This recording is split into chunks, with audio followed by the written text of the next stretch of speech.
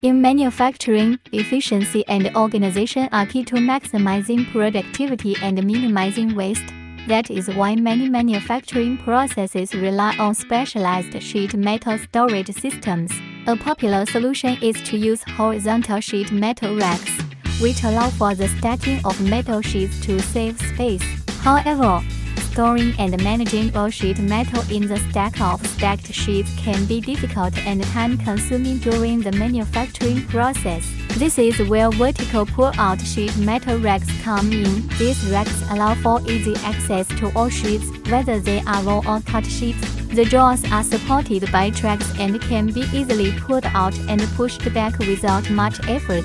By combining horizontal and vertical racks, facilities can utilize the horizontal racks to store a large quantity of raw sheets, saving space, while also being able to easily access all sheets using the vertical pull-out racks.